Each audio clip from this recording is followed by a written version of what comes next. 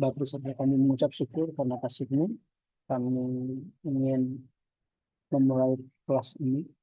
Kami mohon hikmat-Mu yang akan menyertai.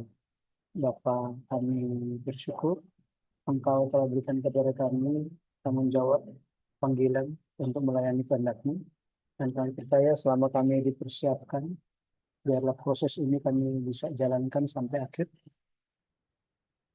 Tolong Engkau yang berikan kami hikmat-Mu supaya kami bisa memahami materi-materi yang diajarkan. Dan kami percaya pada waktunya kami bisa semua hal yang kami pahami, kami bisa bagikan kepada orang-orang yang Engkau percayakan untuk kami layani. Terima kasih Bapak. Kami berserah kampus kami ke dalam tangan-Mu. Biarlah Engkau yang mewujudkan kehendak-Mu yang besar lewat kampus kami. Sertai setiap elemen di dalamnya. Kami juga berserah keluarga kami. Dimanapun mereka berada, kami percaya Tuhan yang menjaga, Tuhan yang memelihara, seperti Engkau menjaga dan memelihara kami. Terpujilah nama Tuhan. Kami berdoa bersyukur dalam nama Yesus. Amin. Oke, baik.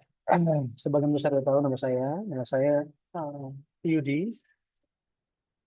Oke, eh, saya akan mengajarkan untuk mata kuliah Teologi Perjanjian Lama, eh, khususnya untuk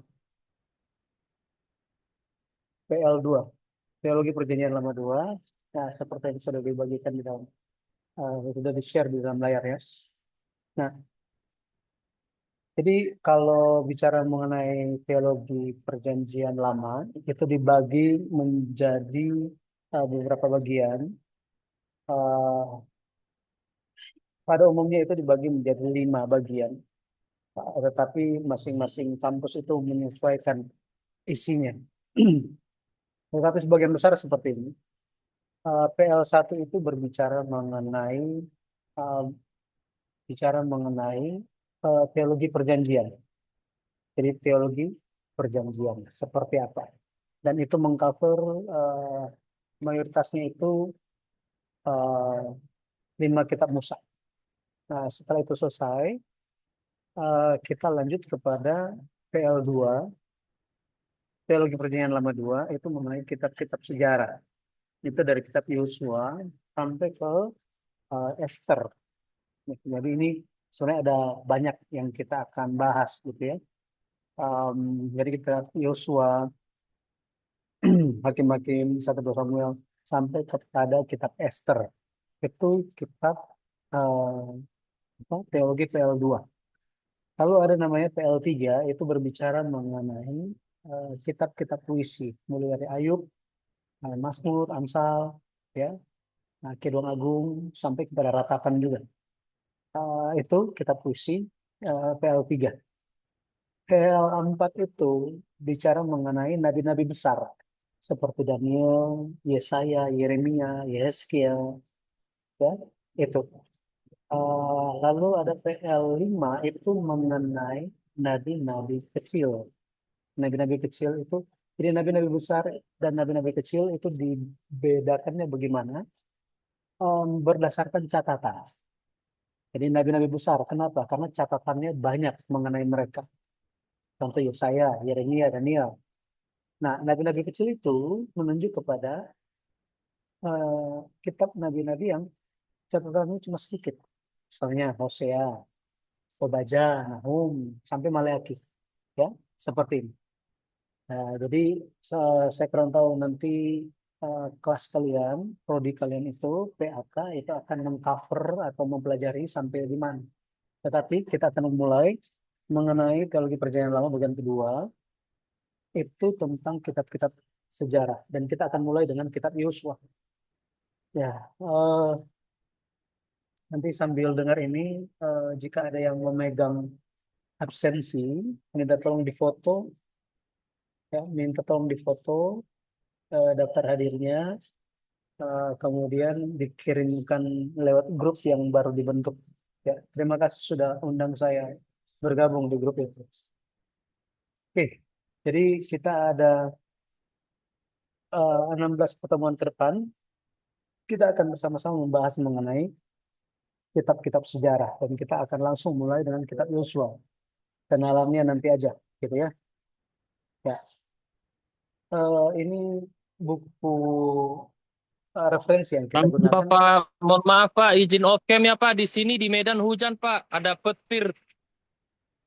Nggak apa-apa, nggak masalah. Oke, terima kasih Pak. Ya, yang off cam ya, silakan off cam. Ya, Eh, yang terpenting menyimak. Saya nggak begitu masalah itu mau off cam, mau apa gitu. Tidak begitu masalah. Yang penting menyimak pelajarannya karena itu bermanfaat untuk kita, gitu ya. Oke, eh, kita akan lihat mengenai kitab Yosua dan buku referensinya adalah seri kedua Sejarah Penebusan yang ditulis oleh Pendeta Abraham Pak. Ini di kampus ada bukunya. Nanti kalian bisa cari, ya. Temanya atau judul bukunya adalah Pertemuan yang Terlupakan. Ini mengenai Perjanjian Solo dan penggenapannya. Oke. Materi-materi ini disusun oleh ST Hani dan Yayasan Damai Sejahtera Utama, YDSU, penerbit buku sejarah penebusan yang tadi. Ya, baik. Kita lihat terlebih dahulu mengenai kitab Yosua. Jadi kitab Yosua itu dimulai dengan eh, catatan hambaku Musa telah mati, sebab itu bersiaplah sekarang apa gitu. Nah, seperti ini. Yosua 1 ayat yang kedua. Dari sini kita bisa tahu bahwa eh,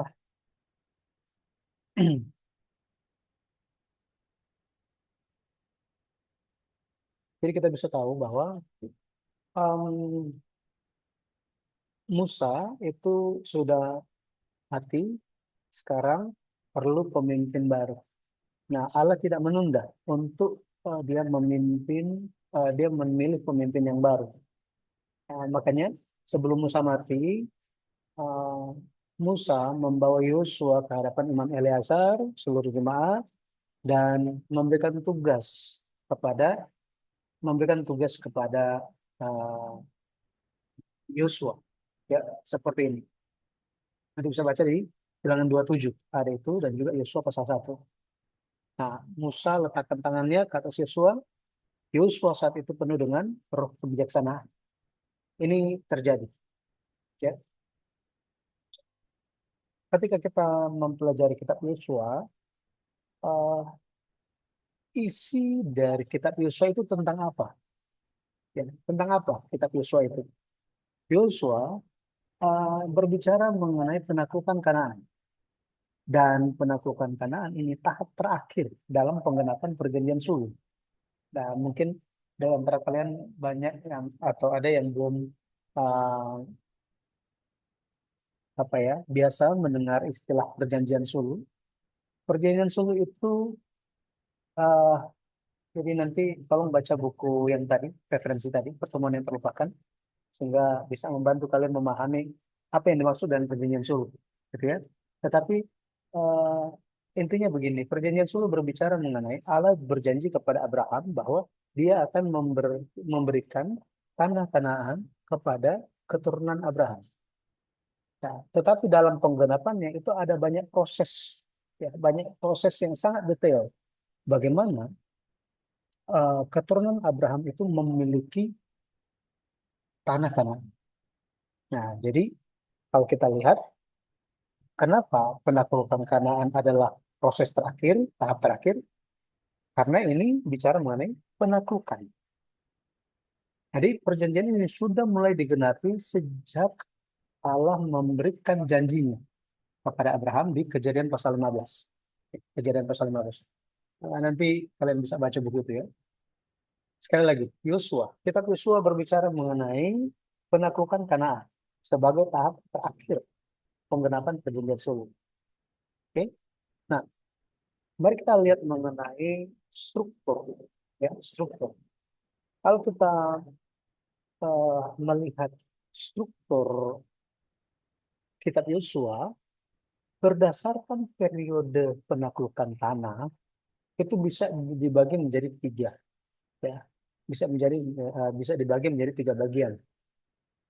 Bagian pertama itu Yosua pasal 1 sampai 12. Ini bicara tentang 6 tahun persiapan penaklukan tanah Kanaan. Ini persiapan. Nah, persiapannya ini seperti apa 6 tahun ini? Diisi dengan menaklukkan wilayah utama. Ini terjadi 6 tahun dari 1406 sebelum Masehi sampai 1400 sebelum Masehi. Selama 6 tahun. Kemudian bagian kedua itu dari Yosua 13 sampai pasal 21. Ini 10 tahun. Nah, ini waktu yang lama, 10 tahun. 10 tahun ini bicara mengenai pembagian tanah Kanaan. Maksudnya pembagian tanah Kanaan ini, ya, setelah tanah itu dibagi ke semua suku, setiap suku memiliki usaha untuk menaklukkan wilayahnya masing-masing. Itu, ya, ceritanya seperti itu. Intinya mereka menaklukkan wilayah atau tanah yang sudah diberikan kepada mereka. Kita akan lihat nanti. Nah, ini terjadi dari 1400 sebelum Masehi sampai 1390 sebelum Masehi. Selama 10 tahun. Nah, kemudian bagian yang ketiga, dari Yosua pasal 22 sampai pasal 24. Nah, ini kembalinya suku Ruben, Gad, dan setengah Manasye. Nah, kembali ke seberang atau sebelah barat Yordan. Sebelah barat Yordan. Itu karena eh, sebelum mereka menyeberangi Sungai Yordan, suku Ruben, Gad, setengah Manasye, mereka bicara kepada Musa, Musa di sini luas, ya sudah kita di sini saja. Musa awalnya tidak setuju mengenai hal itu, tetapi setelah tanya Tuhan, Tuhan izinkan. Asal mereka, dua setengah suku ini, harus membantu saudara-saudaranya menaklukkan wilayah timur Kanaan. Atau bukan wilayah timur, tanah Kanaan atau wilayah timur Yordan. Timur Yordan. Nah itu, jadi mereka setelah mereka berperang, membantu saudara-saudaranya, di Yosua pasal 22 sampai 24 itu isinya, salah satunya mereka pulang ke seberang timur Yordan. Seperti itu. Ya. Lalu ada pesan terakhir Yosua, kematian Yosua, dan ayat terakhir itu dari kitab Yosua itu bicara tentang kubur uh, tulang-tulang Yusuf dikuburkan di Sikem. Seperti ini strukturnya. Ya. Oke, mari kita lihat. Ya, kita lihat mengenai persiapan. Persiapan untuk uh, penggenapan perjanjian. Penggenapan perjanjian apa? Penaklukan Kanaan, ya kan? Nah, ketika uh, persiapan ini, salah satunya adalah Allah menghadirkan atau memilih pemimpin pengganti Musa. Kalau kita lihat Musa dan Yosua, ini mereka berdua dari suku yang berbeda. Jadi tidak ada hubungan darah. Dari sini kita bisa mengerti bahwa oh, kelanjutan kepemimpinan itu bukan berdasarkan silsilah darah, tetapi silsilah iman. Ya Tuhan melihat iman. Bukan karena ya, meskipun misalnya Musa ada anak-anak gitu ya, tetapi Tuhan nggak pilih anak-anak Musa. Tuhan pilih siapa yang memiliki iman yang sama seperti Musa, atau mendekati Musa, atau memiliki hati yang seperti Musa. Nah, Tuhan menemukan Yosua. Jadi suksesi kepemimpinan itu berdasarkan silsilah iman seperti ini. Ya, makanya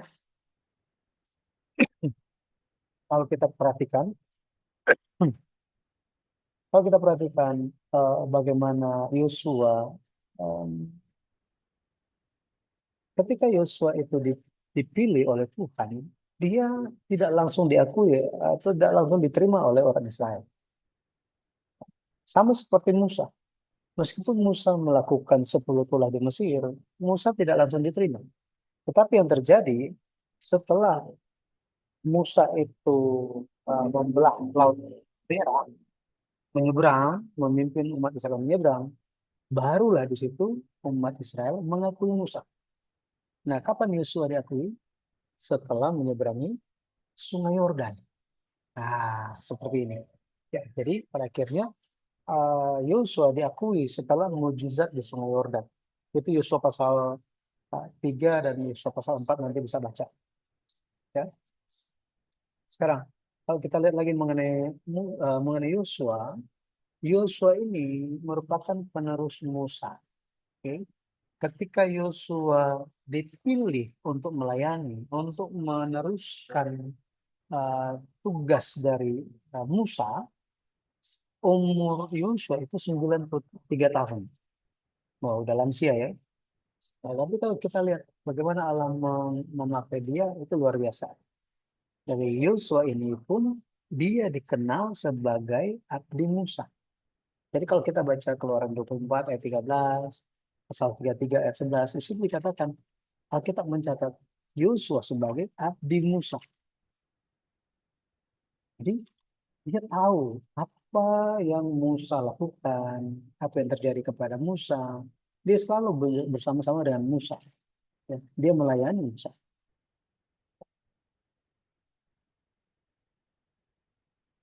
Kemudian Yosua, kalau kita perhatikan, dia menyelesaikan penaklukan Kanaan itu sepenuhnya sesuai perintah Allah. Sesuai perintah Allah. Ini satu hal yang luar biasa kalau kita lihat. Dia melihatnya dari mana? Dia melakukan itu sambil melihat teladan Musa. Musa melakukan tepat seperti apa yang diperintahkan Allah. Nah, hari ini pun ketika kita melihat bagaimana teladan orang-orang beriman dalam Alkitab, pemimpin-pemimpin di dalam Alkitab, pemimpin iman, ini bagaimana mereka itu menggambarkan Yesus Kristus. Uh, Yesus memberikan teladan yang luar biasa, gitu ya. Yesus melakukan segala sesuatunya bukan atas kemauan dia sendiri, tetapi atas kemauan Allah Bapa. Dijalankan semuanya. Dia sepenuhnya taat perintah Allah. Ya, seperti ini. Nah, selain Yosua, ada Kaleb. Ya, Kaleb. Kaleb, dia yang mendampingi Yosua. Ya. Dia orang beriman. Dia membantu baik Musa, baik Yosua, dia membantu. Nama Kaleb ini itu akar katanya itu sama dengan Caleb. Kaleb, Caleb. Caleb artinya anjing. Ya. Caleb artinya menggonggong seperti anjing atau penyerang. Nah, dari sini kita bisa memahami Caleb itu orang yang setia. Ya, orang yang setia, orang yang berjaga-jaga. Dan memang faktanya seperti itu. Kenapa? Bayangkan dari generasi pertama yang keluar dari generasi pertama yang keluar dari Mesir, hanya 2 orang kan yang masuk sampai ke tanah Kanaan. Usia 20 tahun ke atas yang bisa berperang. Siapa itu? Yosua dan Kaleb. Nah, ini Yosua dan Kaleb. Yosua, Kaleb. Kaleb adalah sosok yang setia. Ya, kalau kita perhatikan uh, silsilah dari silsilah dari siapa namanya? Kaleb.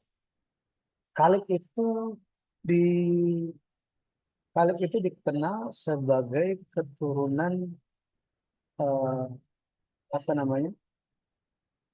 Katanya dia itu orang Kenas, gitu ya, orang Kenas. Dan kalau kita lihat orang Kenas di sini, ya, orang Kenas, maka ini berbicara mengenai orang eh, apa namanya, mengenai orang Esau, ya, keturunan Esau. Di Bilangan 32 ayat 3 ayat 12, Yosua 14 6 ayat 14. Kaleb bin Yefune orang Kenas. Kenas ini anak kelima Elifas. Elifas itu adalah anak Esau. Nah, jadi bagaimana bagaimana Kaleb ini bisa seorang keturunan Esau bisa bergabung menjadi keturunan Yehuda. Bagaimana dia bisa menjadi keturunan Yehuda? Ya kan? Di sini kita bisa tahu bahwa em, ternyata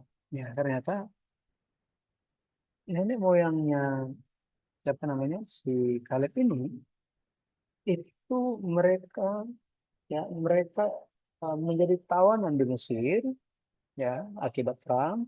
Kemudian mereka keturunan apa generasi sebelum Kaleb gitu ya. Nenek moyang dia itu menjadi budak di Mesir. Ketika orang Israel Exodus, mereka pun keluar. Nah, kalau kita lihat fakta ini, bayangkan, Bilangan 13 itu mencatat tentang 12 pemimpin suku, 12 pemimpin suku, 12 orang yang bisa memberikan pengaruh, orang yang berpengaruh bagi sosial masyarakat suku mereka. Dipilih, ya, dipilih. Setiap suku satu. Dan yang terpilih adalah, salah satunya adalah Kaleb dari suku Yehuda. Ingat, suku Yehuda itu adalah suku pemimpin. Bahkan dari zamannya Yakub itu sudah diketahui, sudah tampak jelas. Dan Kaleb ini seorang dari keturunan Esau, dikatakan dia dipilih menjadi seorang pemimpin yang akan mewakili pengintaian itu. Dan dia menyatakan iman yang luar biasa. Ini hebat kan? Maka kita bisa lihat bagaimana Kaleb, meskipun dia itu eh, akar nenek moyangnya dia itu berakar kepada Esau, tetapi dia telah memiliki dan memegang iman orang Israel kepada Yahweh, kepada Tuhan, ya, pencipta itu. Jadi dia seperti dia menikah dari perempuan dari suku Yehuda. Nah, pada akhirnya dia menjadi satu dengan suku Yehuda. Ya, seperti ini. Jadi imannya kepada Tuhan itu luar biasa. Ya, dia dipilih. Ini suatu hal yang luar biasa. Ya, kalau kita baca di Yosua pasal 14, ini Kaleb itu dia percaya perjanji Tuhan. 45 tahun sebelumnya dia masih ingat apa yang menjadi janji Tuhan 45 tahun sebelumnya. Itu luar biasa. Ya, ini luar biasa. Ya, jadi Yosua Kaleb menjadi pemimpin yang memberikan teladan yang hebat bahkan di zaman penaklukan tanah Kanaan. Ya, oke. Mari kita akan lihat mengenai perang penaklukan Kanaan. Perang penaklukan tanah Kanaan ini merupakan perintah Allah kepada Musa. Ini diberikan kepada Musa dan Musa sampaikan kepada Yosua. Nah, eh, perang penaklukan Kanaan ini, kalau kita ciri khususnya adalah perang ini bukan hanya sekedar umat Israel maju perang, bukan begitu. Tetapi Allah campur tangan supaya mereka menang. Allah sendiri campur tangan. Ini luar biasa, ya. Jadi kalau kita lihat kemenangan demi kemenangan, kemenangan demi kemenangan itu sepenuhnya karena Allah yang berperang langsung. Kenapa Allah lakukan ini? Karena dia sudah janjikan tanah Kanaan itu kepada Abraham. Kapan dijanjikan? 680 tahun sebelumnya. Bayangkan, lama sekali ya. Lama sekali. Nah, oke. Durasi penaklukan tanah Kanaan itu totalnya 16 tahun. Jadi kitab Yosua itu mulai dari pasal 1 sampai pasal 24 ya, itu semua berisi tentang apa? Kalau kita lihat itu semua berisi tentang penaklukan tanah Kanaan. Dan semuanya itu berlangsung selama 16 tahun. Tadi dari 1406 sampai 1390 sebelum Masehi.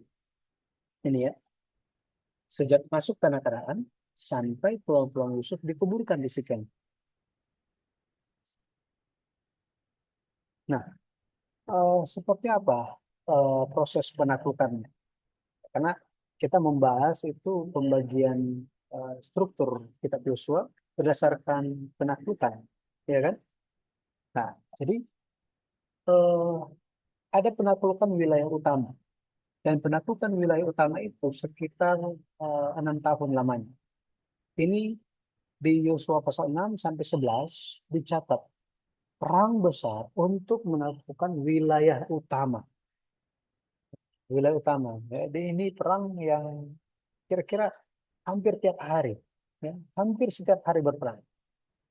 Ini ayat-ayatnya Yosua 11 ayat 18, ayat 23, kemudian pasal 14 ayat 15. Ya, seperti ini.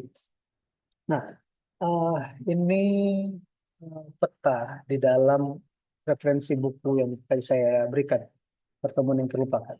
Nah, ini ada peta di belakang covernya. Dan kalau kita lihat, ini sebenarnya ini adalah eh, perjalanan orang Israel di padang gurun 40 tahun.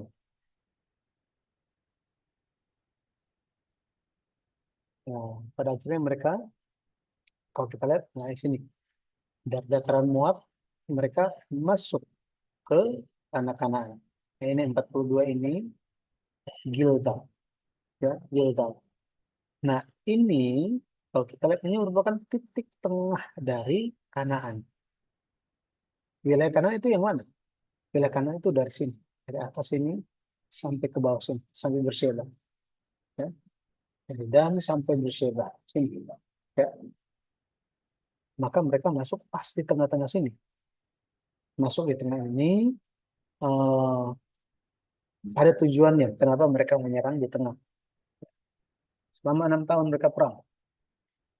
Oke, kita lihat. Yang pertama itu eh, dimulai dengan wilayah pusat, menaklukkan kota Yeriko dan kota Ai. Ini Yosua 6 sampai 8. Ya, ini penaklukannya ya. Ya, bagian pertamanya itu di wilayah pusat atau wilayah utama itu mereka menaklukkan dua kota besar yaitu Yeriko dan Ai. Sekali lagi Yosua 6 sampai 8. Coba kita lihat petanya ya. Nah, ini. Jadi sini ada Yeriko. Ya, ada Yeriko. Kemudian mereka menyerang Ai. Seperti ini. Nah, ketika mereka menyerang Yeriko, tahu kan caranya gimana? Hari pertama sampai hari ke-6 mereka bangun pagi-pagi keliling kota Yeriko satu kali. Tetapi di hari yang ketujuh mereka, apa yang mereka lakukan? Mereka memutari kota Yeriko selama 7 kali. Nah, selama 7 kali. Dan setelah itu mereka bersorak-sorai, pada akhirnya tembok kota Yeriko yang sangat tebal itu runtuh. Bahkan tembok kota Yeriko itu sampai-sampai bisa bangun rumah di atasnya. Jadi tebalnya luar biasa, bisa sampai 6 atau 8 meter tebalnya. Ada rumah teman-teman yang lebarnya, tebalnya 6 meter, hanya dinding pagarnya saja. Enggak kan? Tetapi tembok kota Yeriko itu luar biasa. Rahab, kalau kita baca di Yosua pasal 2, Rahab itu rumahnya di atas tembok kota katanya. Di atas tembok kota. Jadi tembok Yeriko itu runtuh, itu luar biasa. Itu sepenuhnya karena Tuhan. Karena mereka menang, eh, mereka maju lagi ke kota Ai. Dan ketika mereka menyerang, mereka apa yang terjadi? Mereka kalah. Padahal kota Ai itu lebih kecil dari kota Yeriko. Mereka kalah. Gara-gara apa? Gara-gara Akan. Satu orang namanya Akan itu mencuri atau mengambil barang-barang yang dikhususkan untuk dimusnahkan. Nah, karena ada dosa itu, ya makanya mereka kalah. Ada orang yang mati juga. Nah, setelah itu Akan setelah diketahui Akan ini dieksekusi, dilempari batu sampai mati, semuanya dibakar, kemudian mereka maju. Ya, Allah memberikan semangat kepada Yosua. Kemudian Yosua dan orang Israel maju untuk kedua kalinya. Di saat itu mereka bisa menguasai kota Ai. Nah, ini setelah perang menaklukkan Yeriko dan Ai, mereka bisa memutuskan. Jadi mereka menguasai wilayah utama ini, ya, wilayah utama ini, sehingga mereka mencegah untuk raja-raja di sebelah utara dan raja-raja di sebelah selatan ini, raja-raja Kanaan ya, untuk bergabung. Ini dicegah gitu. Jadi musuhnya itu dipisah dua. Kalau mereka jadi gabung jadi satu terlalu berat, gitu ya. Jadi dipisah menjadi dua. Strategi ini datang dari Tuhan, luar biasa. Nah, setelah penaklukan wilayah utama atau pusat, kota Yeriko dan kota Ai, mulai ke selatan, ya, penaklukan wilayah selatan melawan Raja Yerusalem, namanya Adoni Zedek. Bersama-sama dia ada, kalau kita lihat setelah itu eh, lima, lima kerajaan.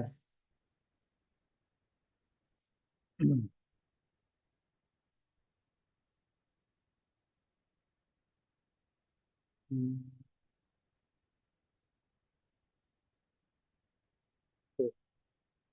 Eh, Saat ini yang keduanya adalah bukan ini ya. Eh, oke.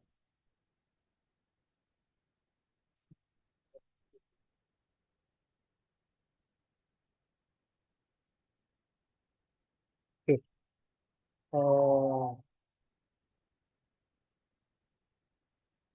ya benar. Jadi kalau kita lihat, ketika sementara sementara menyerang, jadi ini gambarnya. Waktu itu setelah orang Israel menaklukkan Yeriko, Ai, orang Gibeon datang kepada datang kepada orang Israel, datang kepada orang Israel.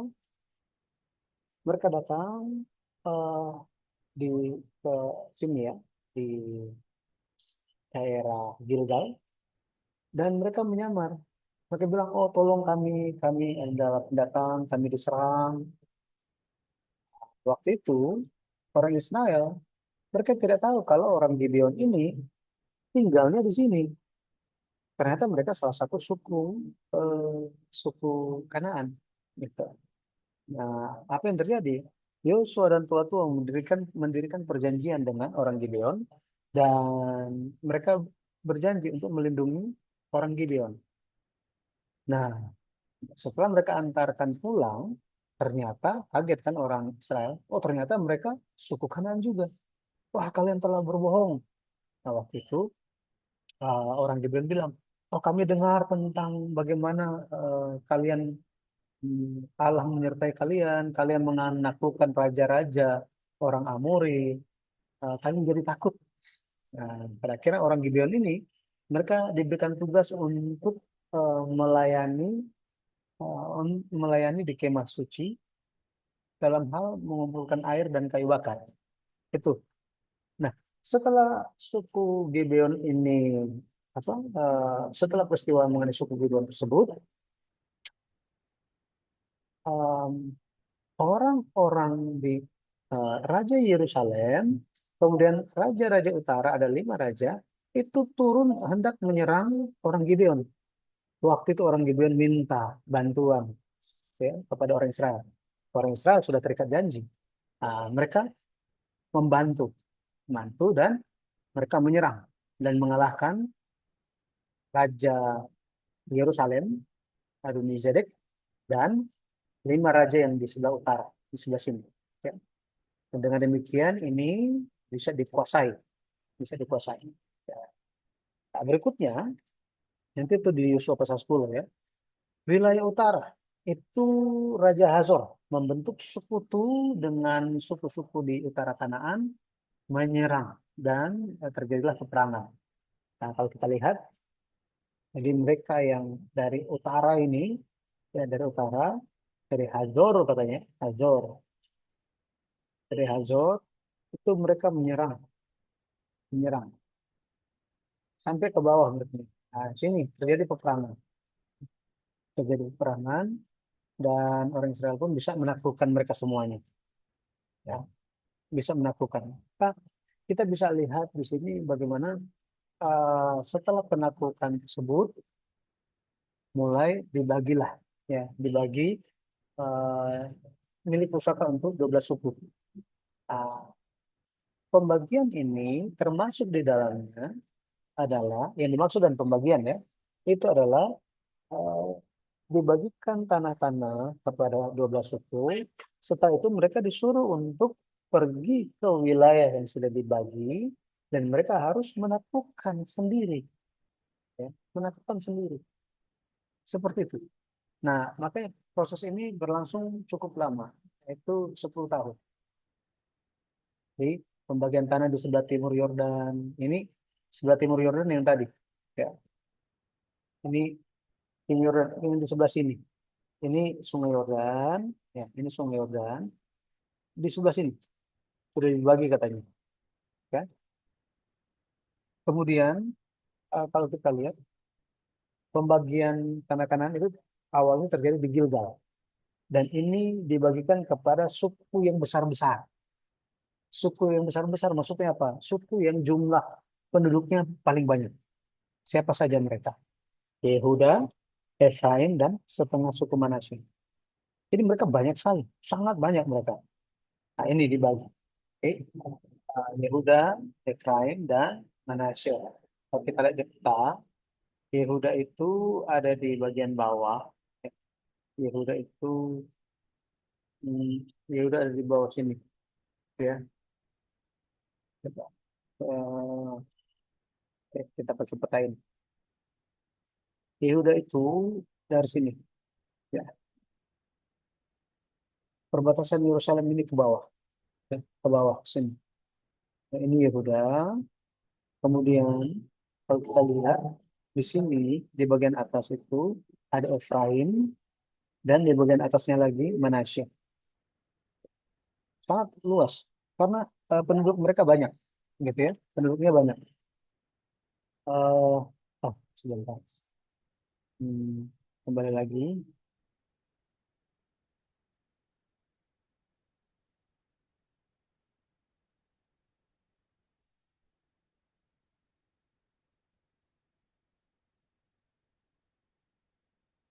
Oke.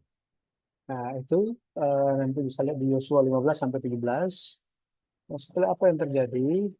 Pembagian kepada 7 suku yang tersisa. Nah, ini terjadinya di Silo. Silo itu di mana?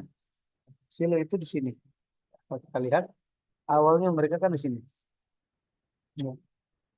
Awalnya mereka di sini, di dekat ini Yeriko. Mereka ada di sini, sekitar sini Gilgal. Ya.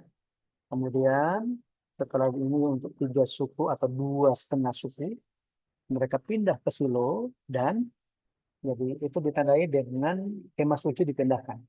Nah, di sini mereka mengambil undi untuk 7 suku yang kecil-kecil. Ya. Nah, seperti ini pembagiannya dilakukan. Nah, Yosua 18 sampai 19 ini dibagikan untuk Benyamin, Simeon, Zebulun, Isakar, Asher, Naftali, dan satu lagi yang kita ingat bahwa Lewi itu tidak dapat milik pusaka. Mereka tersebar ke semua suku. Yosua pasal 21. Tapi eh, setiap suku harus memberikan kota kepada orang Lewi, per suku Lewi. Jadi mereka tersebar di mana-mana, ya. Eh, ya, seperti ini. Setelah pembagian tanah selesai, yang setelah selesai di Silo, 2,5 suku yang sudah membantu saudara-saudaranya berperang, ya, itu pulang ke timur Yordan. Nah, seperti ini, ya, seperti ini. Jadi eh,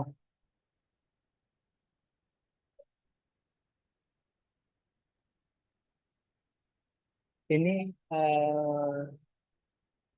ya ini merupakan apa namanya? Bagaimana kita coba memahami penaklukan Kanaan atau isi struktur kitab Yosua berdasarkan penaklukan Kanaan, ya. Jadi kita telah melihat proses Yosua menjadi penerus Musa, durasi penaklukan Kanaan dengan perubahan umur Kaleb, kemudian proses pembagian tanah Kanaan kepada suku Israel. Kita telah lihat semuanya. Hmm, ini jangan lupa buku seri sejarah penembusan seri yang kedua, pertemuan yang terlupakan, yang terus oleh pendeta Abraham, halaman 386 sampai 397, sekitar sini. Nanti teman-teman bisa baca.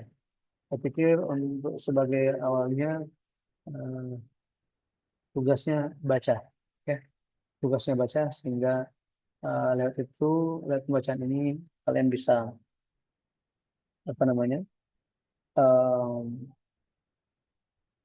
bisa memahami, ya, memahami apa yang dibicarakan.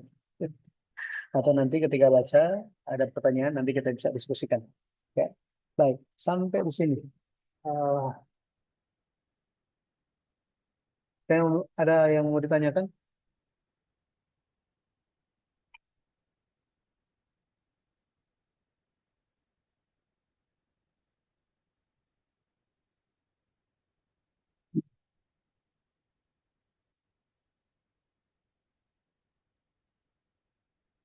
Oke, nanti eh, rekamannya, rekaman pelajarannya saya berikan. Nanti kalian bisa hmm, bisa eh, lihat lagi jika ingin lihat lagi. Eh, Nanti saya share di grup. Ya.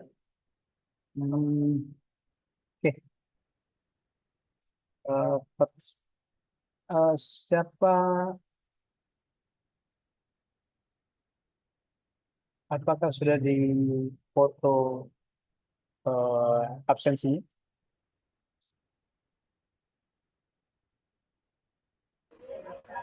Jonas Pak, ketua kelasnya Pak. Siapa namanya? Jonas. Jones. Iya Pak, saya Pak, kebetulan saya lagi di luar Pak. Oke. Iya Pak. Jadi apakah ada yang pegang itu? Absensi Pak. Ya, tidak ada yang pegang. Saya nggak pegang Pak, tapi di asrama ada Pak. Sekarang ini apakah ada yang pegang atau memang John yang pegang? Sama sama teman saya Pak, Yuli Yuli. Apakah Dia Yuli tinggal di asrama Pak. apakah Yuli ada di kelas kita? Tidak ada. Tidak tidak. Dia tidak ada Pak, dia jurusan teologi Pak. Oke, baik. Nanti minta tolong nanti di absensi, kemudian difoto dan kirimkan ke grup, ya. Boleh? Baik Pak, baik Pak. Ya, supaya saya ada ini sendiri, ya, ada apa namanya itu. Oke, jadi tugas baca nanti em, saya akan eh, taruh di apa namanya itu, di dalam grup, ya, tugas bacanya. Nanti tinggal dikasih ini saja yang sudah baca, gitu ya, Baik kasih Pak, baik Pak. centengnya, gitu ya. Oh, sudah Siap. baca, sudah baca. Terus yang di luar kampus bagaimana? Ah, Berarti kita minta bantuan dari teman-teman di kampus, difotokan aja terus dikirim di grup supaya bisa baca, ya. Difotokan itu Iya, iya. halaman-halamannya terus dikirim. Nah, itu yang paling mudah soalnya, ya. Kecuali ada yang mau cari bukunya sendiri, ya silakan cari, ya. Oke. Sampai di sini ada yang mau bertanya?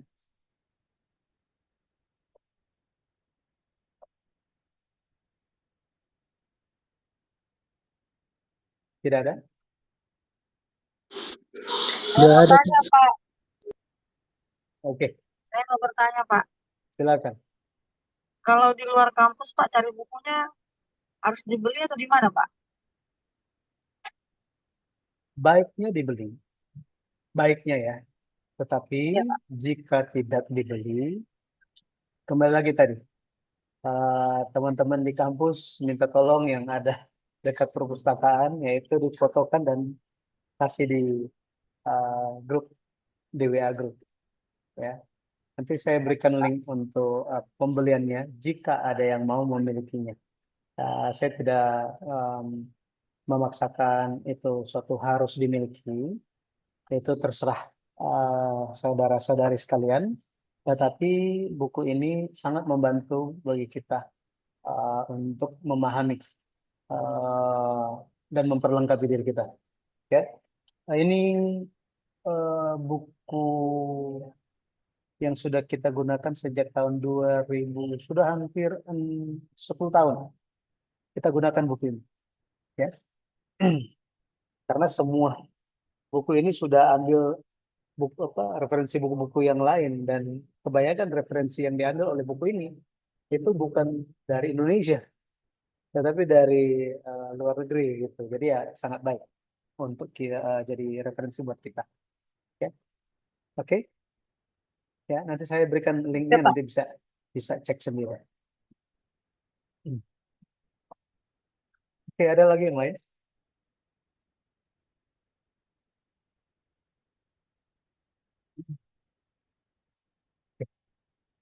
Nanti yang lainnya kita tinggal tanyakan saja. Jika ada sesuatu hal apapun, silakan ditanyakan. Saya akan mencicil untuk mulai minggu depan rencana tugas-tugasnya supaya bisa lihat, dan kita akan berdasarkan itu.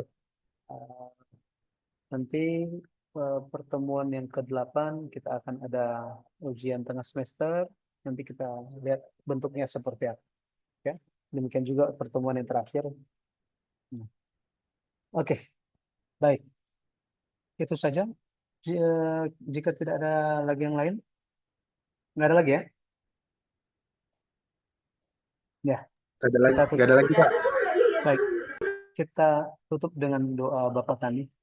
Bapa kami yang di surga, Bapa kami di surga, dikuduskan namamu, datanglah kerajaanmu, jadilah kehendakmu, berikan pada hari ini makan kami. pada hari ini, Maafkan kami, seperti kami kami mengampuni orang yang salah kepada kami. mengampuni Dan kesalahan jangan bawa kami kami, dalam pencobaan. tapi kami juga mengampuni orang yang salah kepada kami. Jangan Jangan bawa kami ke dalam kalau pencobaan, tapi lepaskan Tuhan kami dari yang jahat. sampai Yang salah dengan dan kuasa dan kehidupan.